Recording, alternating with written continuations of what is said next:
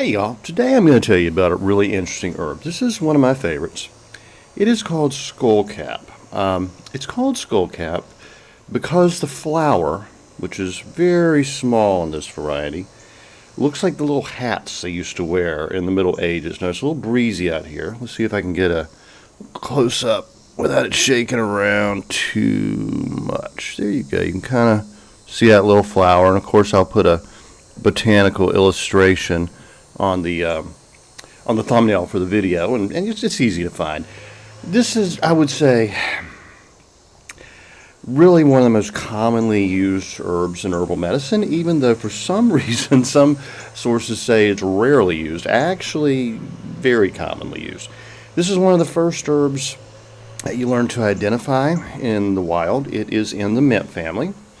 How do you tell it's in the mint family? Well, again, let's zoom in a little bit and try to hold it still. Square stem, opposite leaves. These leaves come off opposite, one on either side, all the way up the plant. And then it has a mint-like or catnip-like or really anything in the family-like flower. And now this does not have the scent of mint. In fact, it doesn't have much scent at all. Growing up around Boone, North Carolina, a real hippie town, a lot of people grow skullcap. A lot of people, just about every hippie up there knows how to look for it because it has sedative properties, and some people actually smoke it as an alternative to pot, basically. Now, it's really not that strong. I think it's more of a psychological effect than anything else, but it is a good sedative herb. It's a good herb that helps with sleep. It's a good herb that can help with cramping and pain. It's a really good one to know. Really very interesting. There's a cousin to this one. I have trouble pronouncing it. It's a Scutellaria. This is a Scutellaria, by the way. Skullcap. This is common Scutellaria. Scutellaria galliculata, if I remember correctly. The other one is Scutellaria Balkanese, I think. It originates in the Balkans, used in both Russian herbal medicine and Chinese herbal medicine. And it's very interesting because the root of that skullcap is a strong antiviral.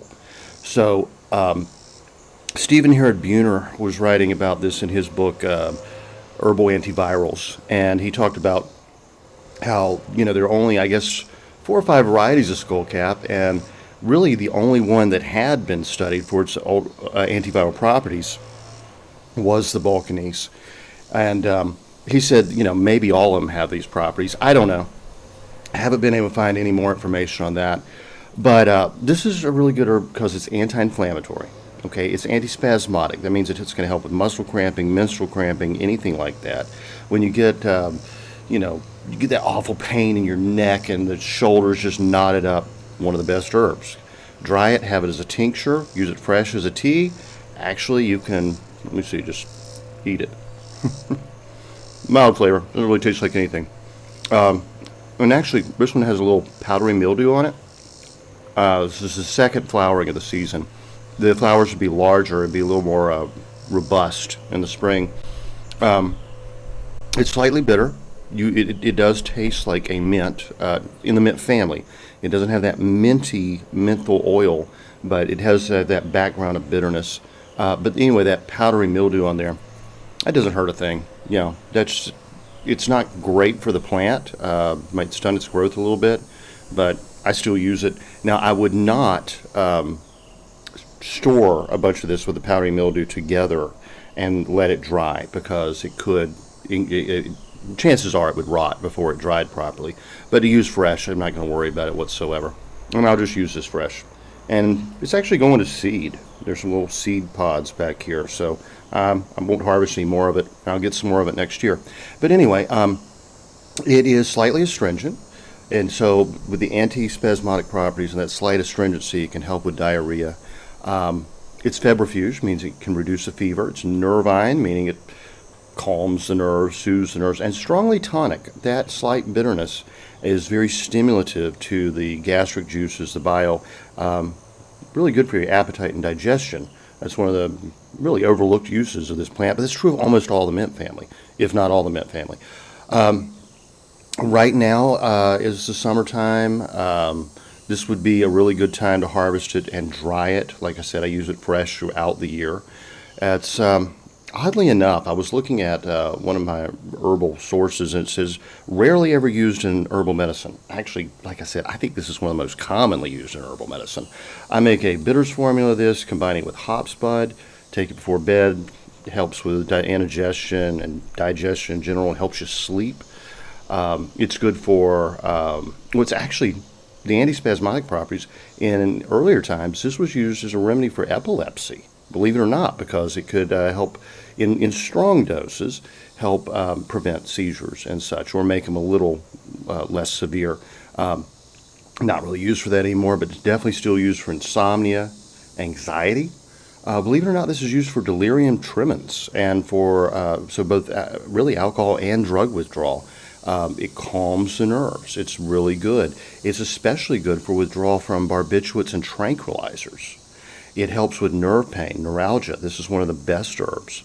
Now, an infusion, a tea of the plant, can bring on delayed menstruation. Anything that can do that can also cause a miscarriage, so it shouldn't be used in medicinal doses by pregnant women. You know, it's in the mint family. None of the mints should be used in medicinal doses by pregnant women. They can actually be quite dangerous, and really an essential oil of any herb should not be used during pregnancy or really internally at all unless it's expert advice, and it should definitely be cut with a neutral oil because, you know, as I explained before, one of the only documented deaths caused by herbal medicine in the 1900s was a woman that tried to induce an abortion by taking an essential oil of pennyroyal, which is one of the two strongest mints, and she bled to death from every orifice. Don't play around with essential oils. You really need to know what you're doing, and don't take advice of somebody. As far as I'm concerned, unless that person really is an expert and it's a diluted dose, 99.9% of essential oils should never be taken internally. That's not the natural form of this plant. This plant taken as a tea is nothing like the essential oil. But anyway, as I said, it is relaxing and it can be somewhat intoxicating. The cautions on the plant say that in excess dosages, it can cause giddiness, stupor, confusion, and even twitching. Now that's interesting. Now giddiness is actually an old word for dizziness. Stupor, of course. So yeah, a lot of the hippies smoke this, but it's probably more the psychological effect than it is the actual effect of the plant in that low dosage. Now, if you made a strong, what's called a percolation of this herb, or a very, very, very strong, probably even fresh plant tincture, where you're using high-proof alcohol and you're not drying it, so you've got all the essential oils that are going to stay in this plant, and you made it like super strong and concentrated, you could probably get dizzy and have a stupor and confusion if that's something you enjoy.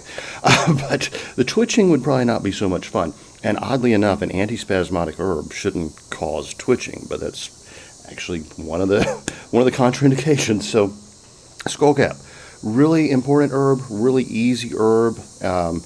First herbs you should probably learn to identify are anything in the mint family, square stem, opposite leaves, and most times you're safe with that. All right, y'all, I'll have another herb for you next time.